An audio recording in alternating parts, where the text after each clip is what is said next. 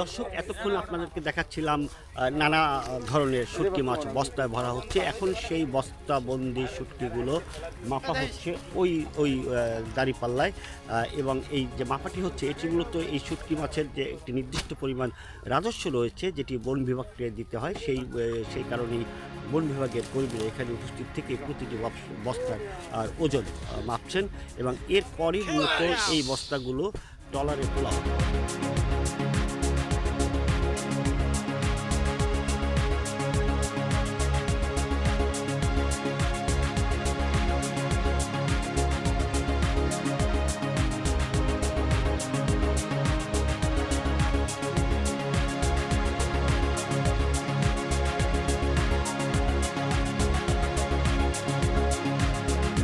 একটু আগে আপনাদেরকে দেখিয়েছিলাম যে শুটকি মাছ বস্তাবন্দি করে সেগুলো ওজন দেওয়া হচ্ছে।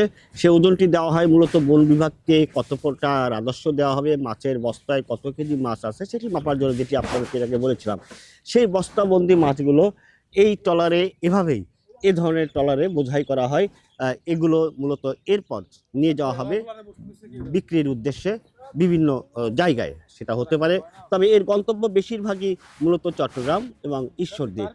এ দুটোই বাংলাদেশের শুটকি মাছের সবথেকে বড় বিক্রয় কেন্দ্র বলা যায়। দর্শক আপনারা দেখছিলেন বাংলাদেশের যে শুটকি পল্লী, সুন্দরবনের শুটকি পল্লী, সেই শুটকি পল্লীর শুরু থেকে শেষ পর্যন্ত।